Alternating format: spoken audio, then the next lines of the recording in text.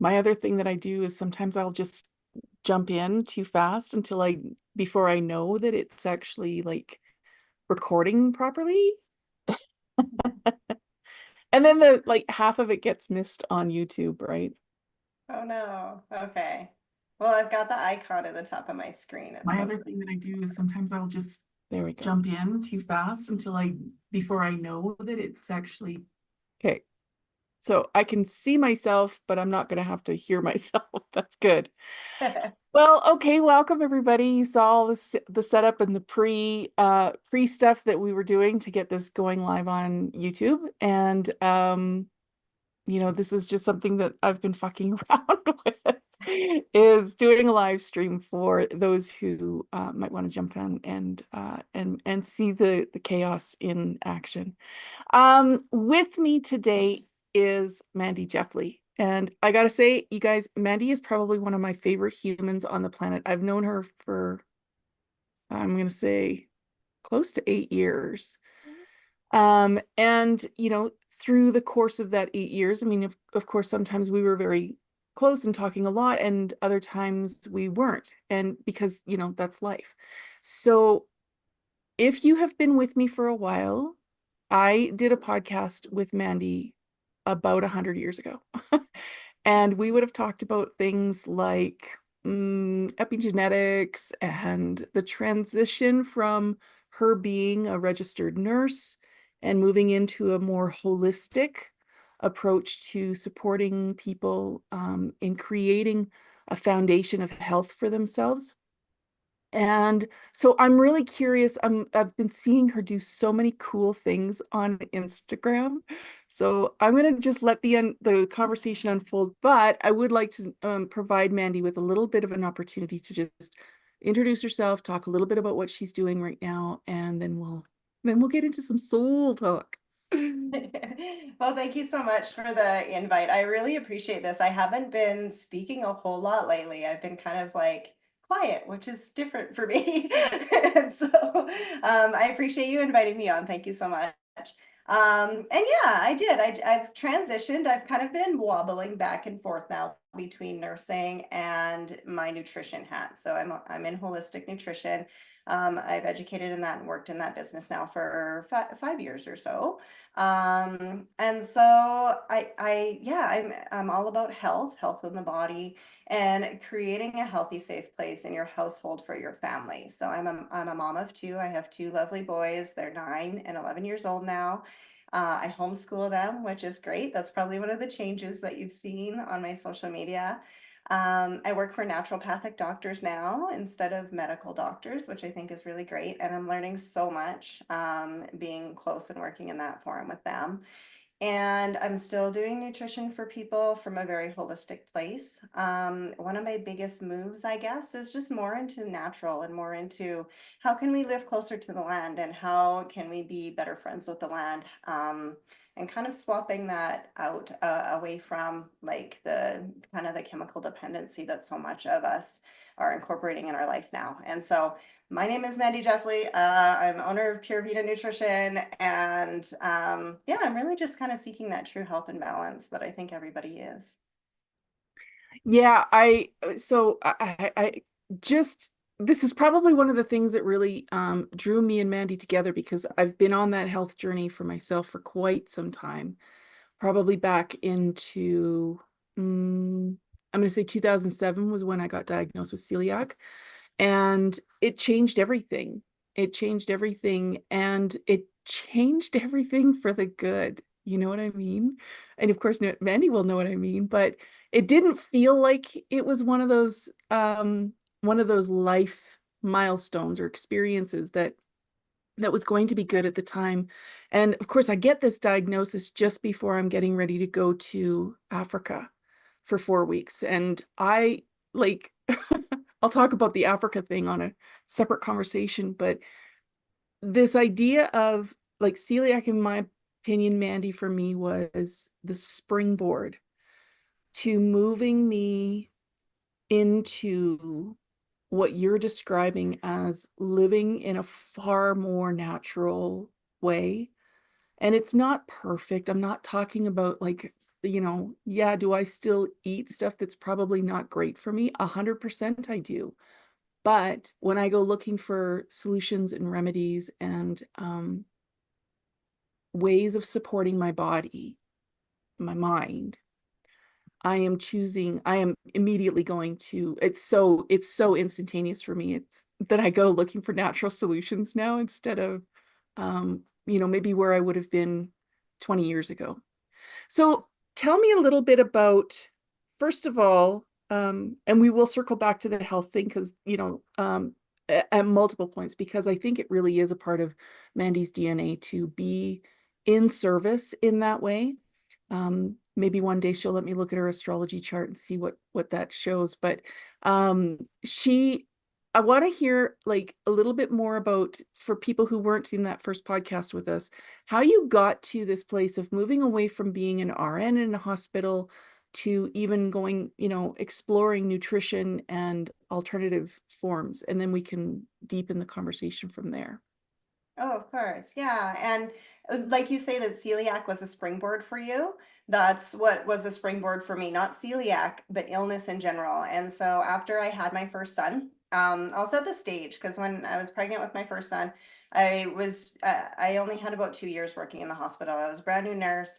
And so I was covering all the shifts that I could, and I was doing everything that I could to be a part and a member of that team. And so that had me working full-time day and night shifts like nonstop, and I was learning and educating, getting all my certifications to work in emergency and trauma and labor and delivery, and because I was rural, and so we did all of the things, and I fully and completely burned myself out. And so and furthermore, it took me a very long time to deliver my son, much longer than most people would even say would is allowed. They're like, you're not allowed to do that.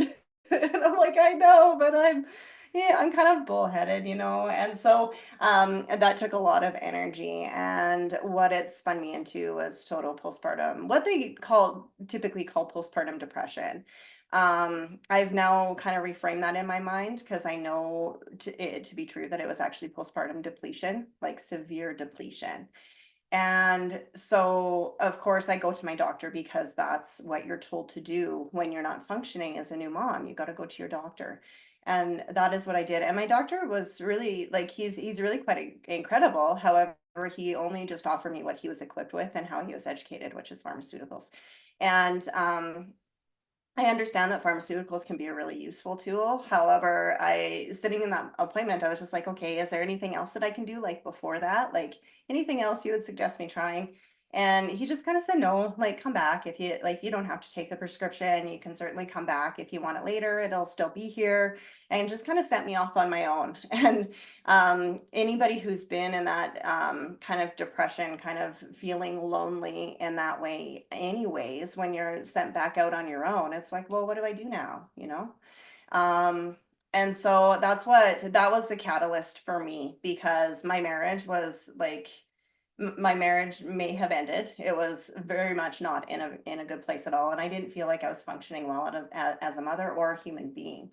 And so I had to find something else to gain my health back because I wasn't tolerating it and my family weren't tolerating it. So that's what I did. I kind of set out on this journey. I like basically just asked my husband, I'm like, can you just like bear with me for another like if it doesn't get better in like 4 months or so, then I understand if you got to take off and if you got to take my son and if you got to go, I totally get it. Just give me like 4 months. And what I found is I found an amazing naturopath. That was part of my journey. And honestly, she held my baby as I cried in her office and really just kind of got to the root of what was going on. And she was one of the few people who told me like, okay, you need to do some supplementation, you need to get some rest, you need to ask for help, like look after yourself first. It's okay for you to do that. You've like done a lot of service for people, now you get to care for yourself. And that's really what got me on this journey because it actually worked, right? Like it worked when I started to take that journey and I started to accept health advice from people in different realms. then it actually started to work for me to put myself back together again. And so, I guess, long story short, it was my own illness that launched me and my own curiosity and seeing that other things could work that actually created this path and journey. Because of course my curiosity said, like, I need to know more. I gotta learn more, right? I don't know a single person in my circle who hasn't said that. I need to know more. I need to learn more. And I don't know, maybe it's just the people that I attract in, but we seem to be um knowledge junkies. And I don't mean that in a negative way. I mean that in actually a really positive way in terms of, we're leaving no stone unturned as we navigate this whatever we're navigating, right? And I think that that's in many respects what makes us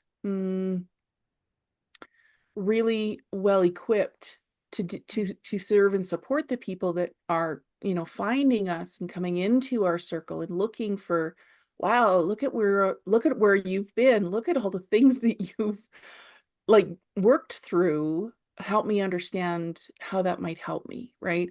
And so part of this is about having a conversation with someone who I believe is a strategic soulpreneur, not just a solopreneur, but someone who's really coming from following the wisdom that's coming forward from their soul, whether that's in a really formal way, they're sitting in meditation, or I don't, it doesn't matter. I think we're just naturally intuitive beings.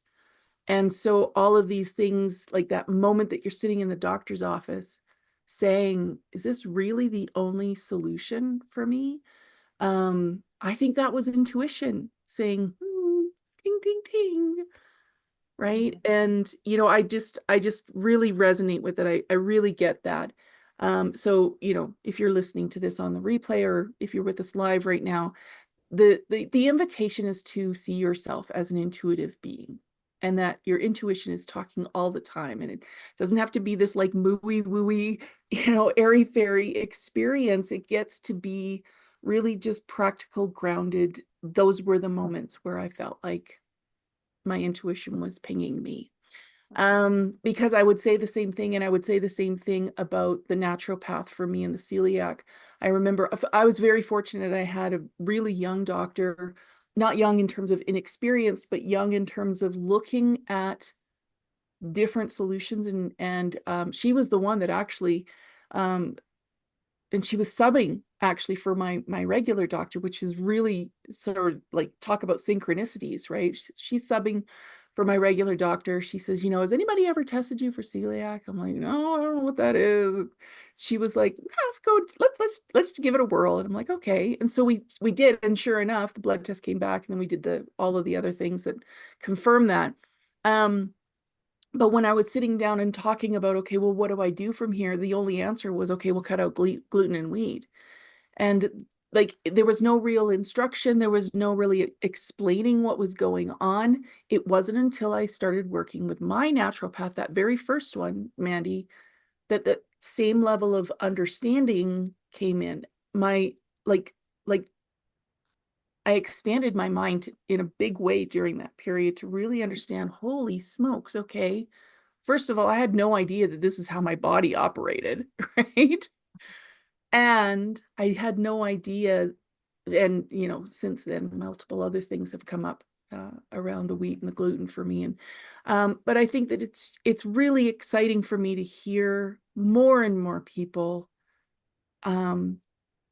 looking beyond the conventional solutions and listening for those. My friend Anita, God bless her, she calls them the niggles. But like, when your soul's talking, or when your intuition's trying to get your attention, she calls them the niggles. And something's just niggling at the back of your mind, right? But it's exciting to me to see how many people are really starting to look for, like I said, look for unconventional ways to find solutions for themselves. At the same time, recognizing that maybe that there's just an incompleteness to our existing system that we have right now. So, Well, and that was part of what actually got me moving into the different area that I've gone. I think your original question was like what got me away from traditional medicine and more into more of a holistic approach. And the more, because I did go back to medicine, like I did go back to the hospital after all of that. However, the more I learned and the more that I came to know, I just started to realize, and like listening, you're talking about intuition. So listening to what was going on for me, I realized that I really wasn't aligned with the system that I was working in. My Mm, values just were not aligned with that system. And so I had to move, as scary as it was and as different as it is for somebody to nurse in a system that's not like the traditional medical system. I had to move to where I was more aligned, and I'm feeling the benefits of that for sure now. And that's all it was. The more that I knew and the more that I found out, I'm like, you know what? This is not my space. This is not where I belong right now. so that's really interesting. And I would love for you to just kind of talk into that a little bit more about this. At some point I feel like the pull that's causing us to go looking for different answers, more information, whatever that pull is, outweighs the fear of what we're going to find. you know Mhm. Thoughts? Um, Yeah, I don't know. I don't know if it was a pull. I guess I'm kind of a giant leap person in a way, you know? I'm like, and so yeah, there's definitely a pull. I'm finding the more that you get quiet, it's really hard for us to really just get quiet nowadays and just kind of sit with ourselves and really just lean into those little tugs, you know? I don't think that it's a total pull all the time. Sometimes it's a little tug. And it's like, I don't know that I love this part about the job that I'm in right now. I don't know that I love the schedule. I don't know that I really want to serve in this particular way. You know, it's like these little tugs. And when you start listening to them and you start following them, then that's when it really starts to turn into the pull. Although I think some people find that they're a little bit lost in a way because everything's so distracting and so loud, and we're so stuck in what we should be doing that we're not quite paying attention to those little tugs. We're not following those little like maybe come over here, you know?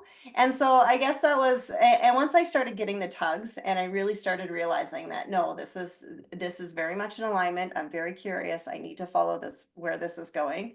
Then it was the jump, right? And but it does. It takes a little bit of bravery and it takes a lot more quiet than I think people realize. We're always in this searching mode of like, oh my God, what is my big what am I meant for? What is my big one reason to be here, right? Oh And my gosh, right? sometimes it's just like we just got to get quiet and just really follow what it is that we love and what we feel is kind of nagging at us. Like what did she call it? The The nuggles, niggles. the Yeah, niggles. the Yeah. niggles. Something's like just niggling at your mind, like, there's got to be a better way, or maybe there's something that I haven't found yet, but it's this unrelentingness. And that's, when her and I've talked about it, it is that thing that just doesn't seem to want to quiet down, right? It just keeps popping back up like whack-a-mole, right? Like it just keeps coming back up again. Oh, right. Oh, right. Yeah, okay. Well, yeah. So, it's funny that you say the tugs versus the pull. And, part of this is feeling like, we're almost kind of sussing out a bit of the conversation that allowed us to even really tune in the first place. Like, what did it feel like? I've got a couple of people in my circle right now that are kind of like, I don't really know what it's supposed to feel like. They've been in careers for a while. One lady's been in a business of her own for a while, but it's not really feeling like where she wants to be. And that was the question that I had asked her. I said, do you want to be doing this for the next 20 years? And she was like, mm, yeah. That's communication. So Yeah. maybe start there. Maybe Yeah. start there. Um, anyways, tell me about, first of all, I see you guys having shifted, I think, locations from where you used to be. because I'm seeing cows on your Instagram now, which I'm loving. And I'm seeing, and I would love to kind of unpack a little bit of the decision that you and your husband made to homeschool your boys. And I think that, it all sort of fits together maybe. So let's talk about first of all the homeschooling, because I think that happened before the cows. Yes, it did. You're correct. Yes. And actually, we haven't moved. We're still in the same place. We're fortunate to live on family land. So we have a lot of space here. And we actually had the Quonset area where we're keeping the calves. We had that, but we had to purpose it again. So we had to revive a well so that they had water to drink, and we had to get some fencing and some feed. That is a part of the homeschool. And so I can touch on that in a moment. But yeah, no, we're still here. We're still at home. I'm just expanding my home place. I'm putting down a lot more roots now than I think I ever did before. Um, I decided to homeschool my kids because it has to do with that big old C word here from a little bit ago. I don't want to get lost down that rabbit hole. However, that was another moment in my life where I just really had to sit down and look and be like, you know what? My values aren't aligning with this system anymore. My values do not align. If I can give anybody like a big, huge golden nugget, search up what all of the values are and find your core values. You do know, you just have to ask. You got to look at the list and you got to ask yourself, is this a core value? You'll know right away.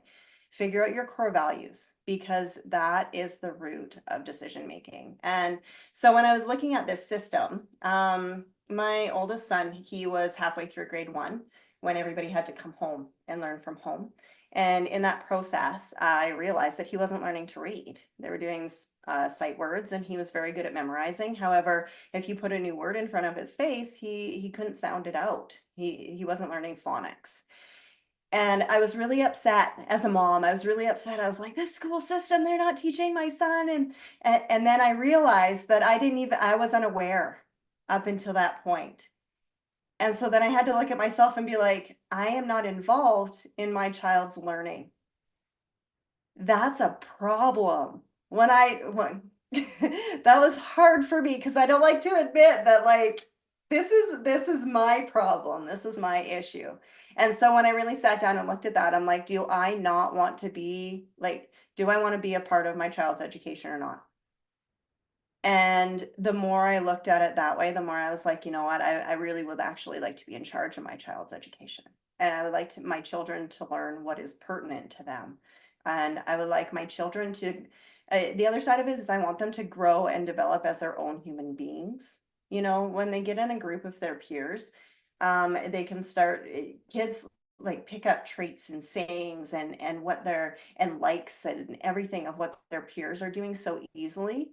I want them to be very confident in the human beings that they are before they kind of get released as these little blank slates into society and are being molded by all of these other influences. And so that's really what is at the root of me kind of making that decision. I realized that I wasn't involved in my child's life. I was just kind of handing them off. And I'm like, you know what? And it's not to say that people who have their kids in mainstream aren't involved in their child's lives. That's not what I'm insinuating. That's how I was doing it as a parent. And that was my fallacy. And so I kept on, we did try to send them back once or twice to mainstream. And every time I sent them back, I was like, no, still not aligning, still not working out. So I bring them back home. And you know what? I started over with my oldest son. He knows phonics now. He's great at reading.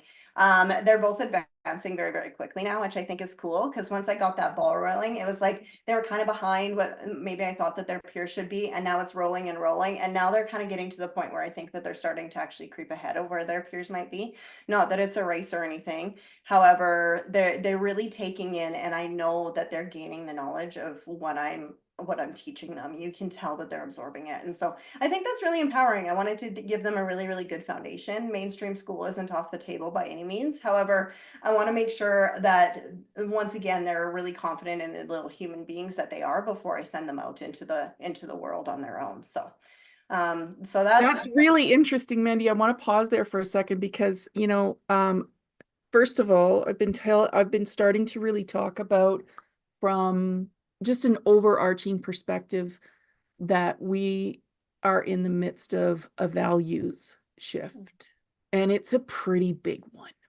Like we went through a value shift during 2008 and 2009 after the US housing crisis, and that had a ripple effect around the world. But I think that March 2020 had a profound impact on people's values, even if we're not consciously processing that right now. I think, and it's shifting so many things, and you are reinforcing that, yeah, this is the value shift at play.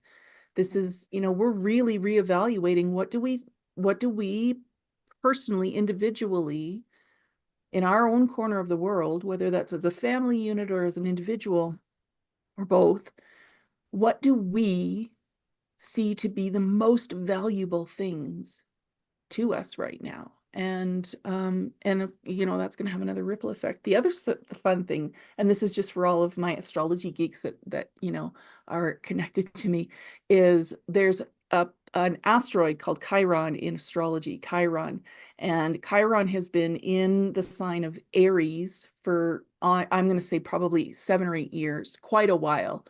And the invitation of Aries is to really lean into our self-identity. And Chiron is all about the wounded healer, the wound. And so you put these two things together, and I just really keep seeing more and more evidence that, as a collective, as well as individuals, we're kind of really wrestling with this identity wound. Who are we?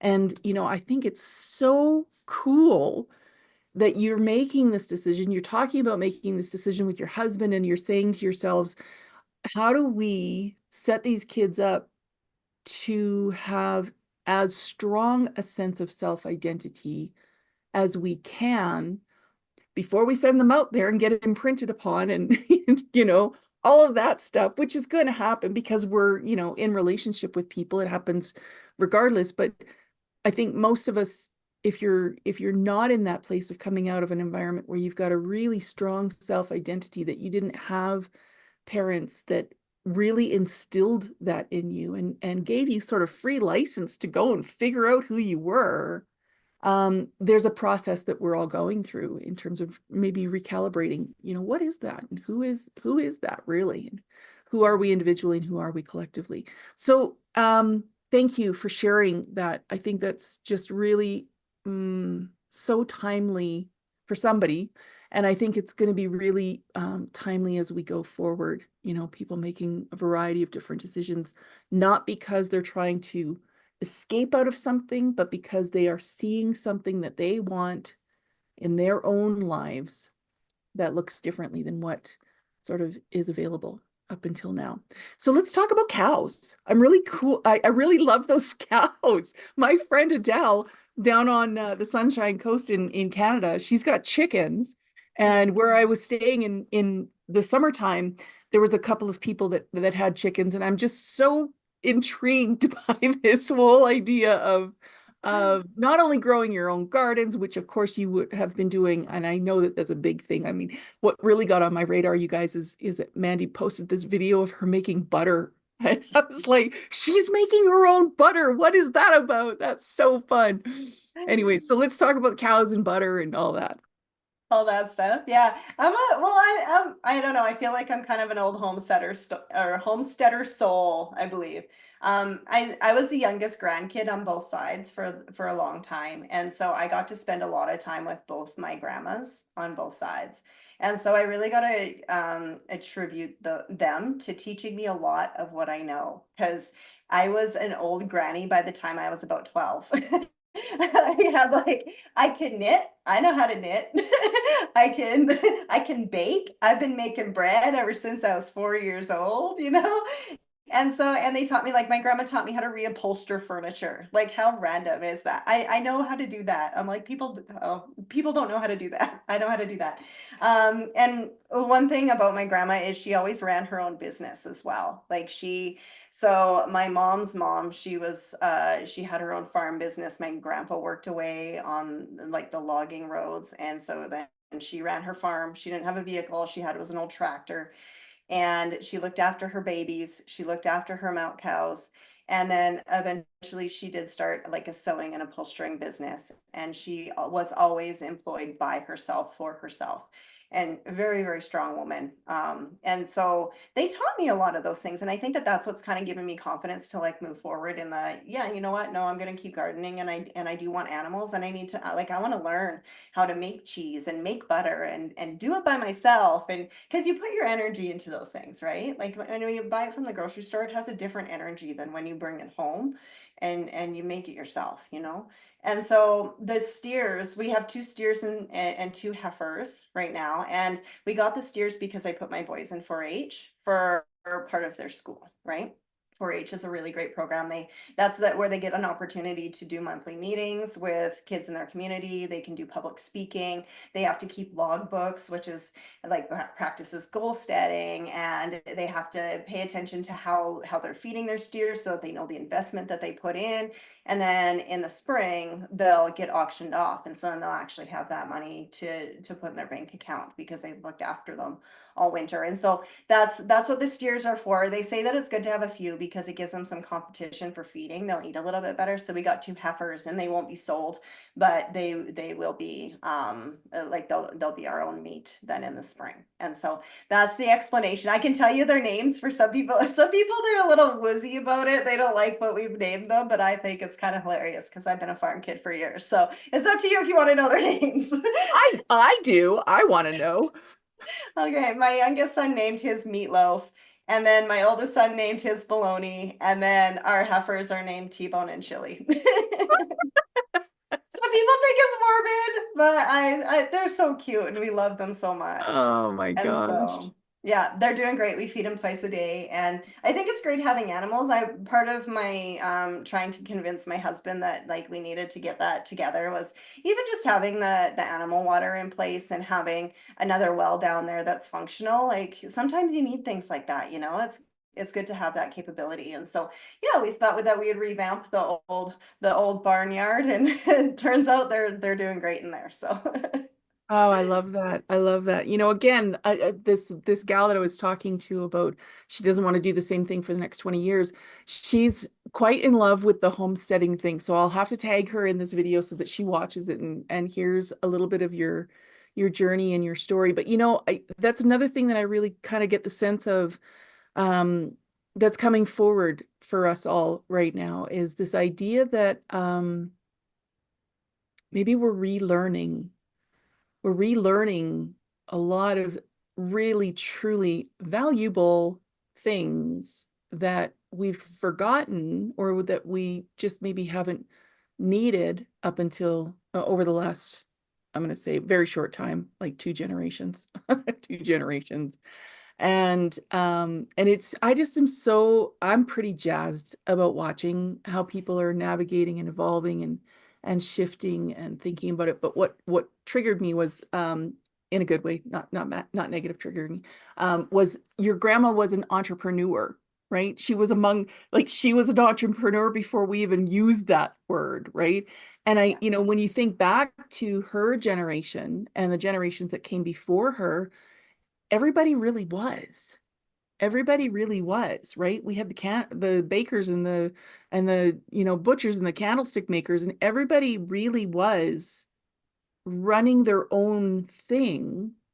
And you know, at times they would probably, you know, do some sort of collaborations together or whatever, or partnerships or whatever. But this idea that we go to work and we work for somebody else, I think that's a relatively new concept, you know, maybe 100 years old.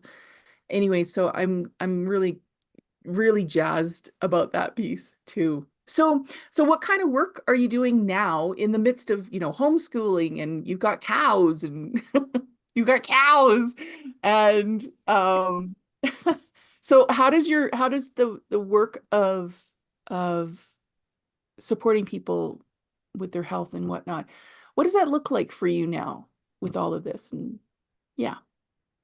Yeah, it looks really personalized, to be honest. Like I said, I've been a little bit quieter lately than usual. And that's because I've really just started to focus in on my family. That's where my time and attention needs to be right now. And so my boys come first, absolutely. and myself and my husband, of course.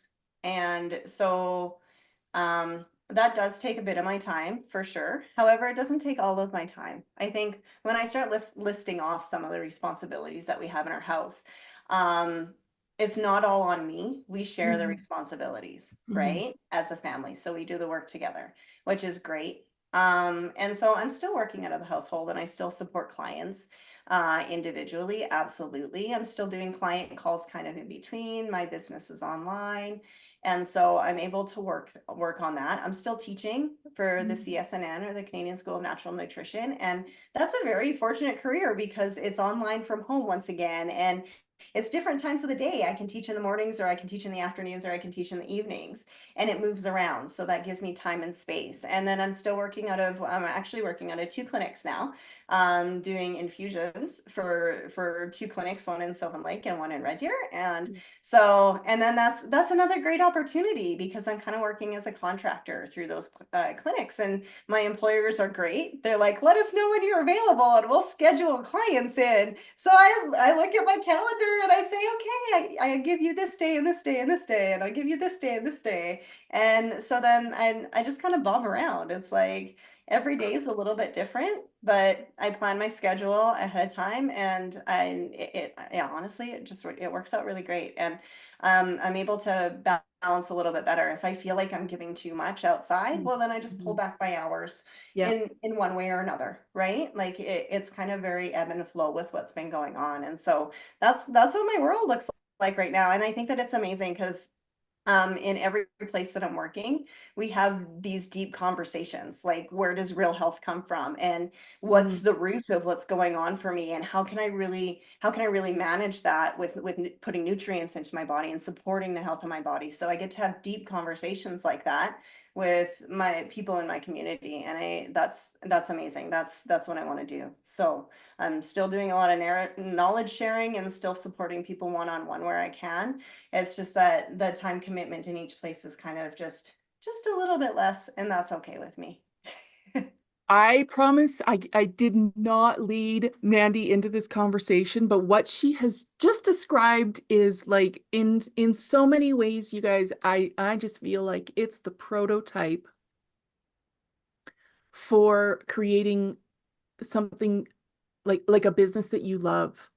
Like that's the language that I've really started to be using, and there's a reason for it, because not only the energy of it, that that sense of, oh my God, I would love to be doing this.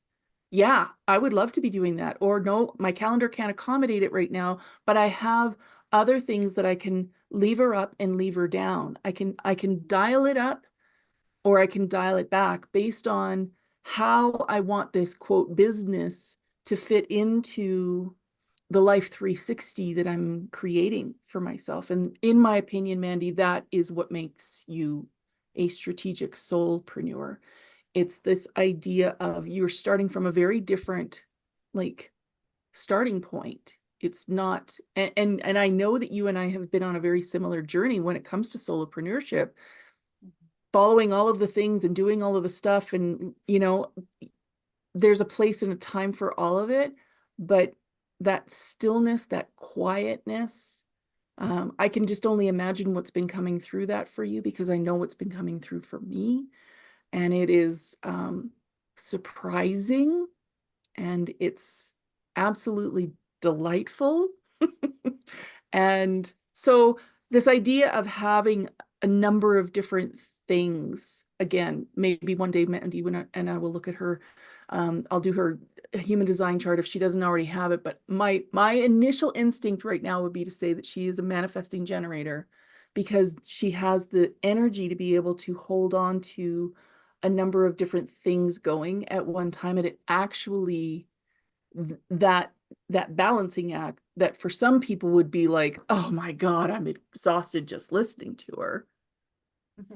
For manifesting generators, it is like the thing that actually fuels us.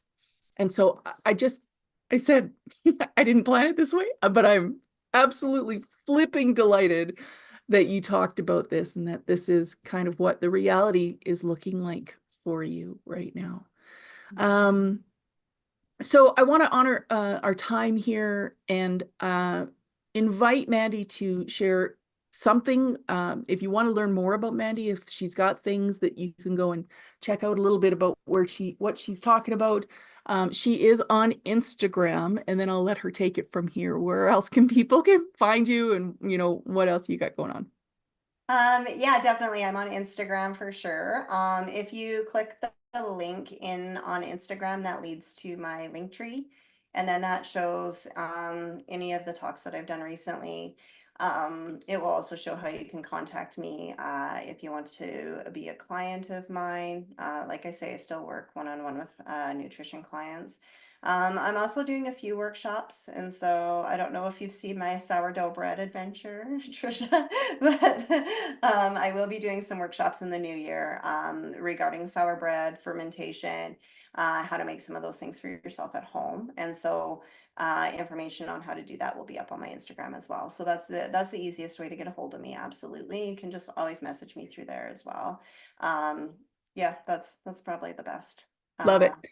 Love it, love it. So I am going to be incredibly self-serving here in the last little bit of this, you guys. I would like to know whether or not celiac, gluten-free, all of that stuff, what is that and sourdough? What's the connection there? Because I heard something this summer that got it on my radar. Okay, so for somebody like yourself who's celiac and actually has a true allergy to gluten, I would not suggest using flour for your sourdough. I have successfully, because I've been, for my last workshop, I did successfully make a sourdough starter with like gluten-free Mm. alternatives. Hmm. And so that's a possibility, Oh, absolutely. okay. Um, for people who are non-celiac and just have some difficulty with gluten, you're not alone. Sometimes it is like glyphosate that's commonly associated with wheat-based products. But it is the wheat grain has been hybridized over the years as well. And that gluten, when we talk about gluten, most people don't really know what gluten does in the recipe. That's what makes it all stretchy and gooey, and like that's what gives bread and those the like wheat-based products their texture. And so we like it. We just don't know that we like it. We know that we don't like the name, but we like what it does in recipes. But that's what's been hybridized to do more of that texturizing over the years. They're like, oh, people like it when these stick together and don't get hard and crumble. And so we're going to make that gluten more complicated. The problem is when we get that gluten into our GI tract, it makes it really hard to break down. And if we do absorb that for people who have gut permeability or leaky gut, as it's more commonly called, when it gets into the bloodstream, then our body will have a reaction to it because it's absorbing in a way that it's in more of a whole form instead of its molecular form. And that's where we get sensitivities.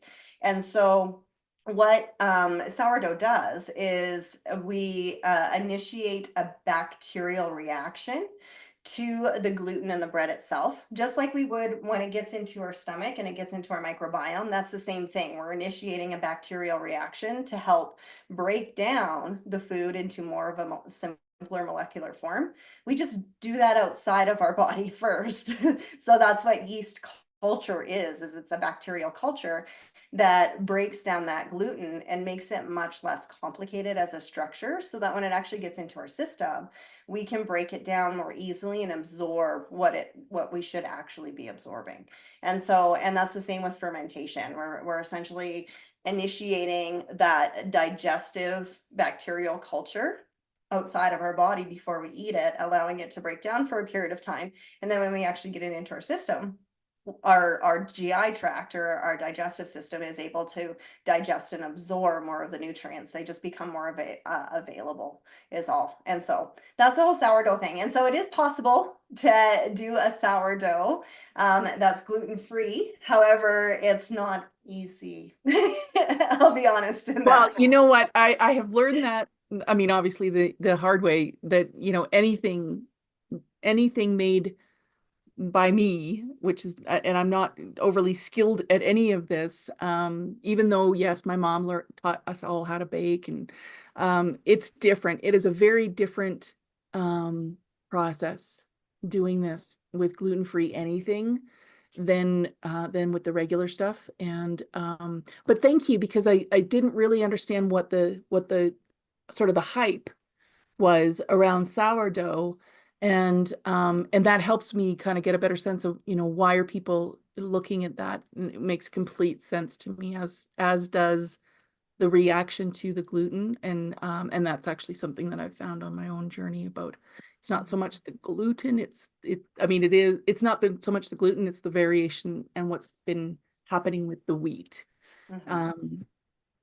In fact, a friend of mine, when I first got diagnosed, this was back in 2007, she says that she went to Europe and she was able to eat everything, like pasta and bread, and she just ate everything. She had no problems. And so I think I'm quietly destined to live somewhere in Europe.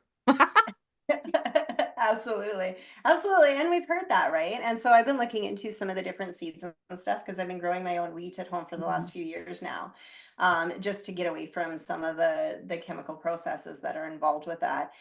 And you can get ancient grains. They're available, so you can get ancient grains to either mill your own flour at home to avoid some of that chemical footprint, or like I'm going to get seeds so that I can actually grow that on my own and use the ancient grain because they aren't nearly as hybridized as the more common grain. You do have to, or grain, you do have to work with them a little bit differently. However, in Europe, it is more common for them to have more of those ancient grains or mixed grains. And some of the chemicals, some of the farming chemicals that we use here aren't allowed in Europe. And so some of those like monocropping agents and those types of things, they aren't allowed in different places of the world, which is why we'll see different quality of food in different areas, right? Yeah, and I mean that's a whole other conversation that maybe we'll save for another day, because I think that Mhm. in terms of the learning journey that we go on, in terms to support our physical vessel, right, moving through this life, there is just so much that and I don't want to make it sound like it's overwhelmingly so much, but yeah, there's just for me it's been, how do I get back to basics? How do I Mhm. simplify and simplify and then simplify again? And the more I sought simplicity, right, the easier things just got, right? Yeah. So with that, I'm going to bring us to a close. I'm going to put Mandy's information below in the show notes where you can find her. And I just want to say thank you so much for stepping into this conversation. I just loved connecting with you. Thank you so much, Trish. Yeah, this was really fun. I always love jumping on with you and seeing where it goes. Didn't we today? Holy smokes. I Yeah. kind of had a bit of a plan, but not really. Anyway. All right. Thanks everybody for joining us. This was Soul Talk, and this is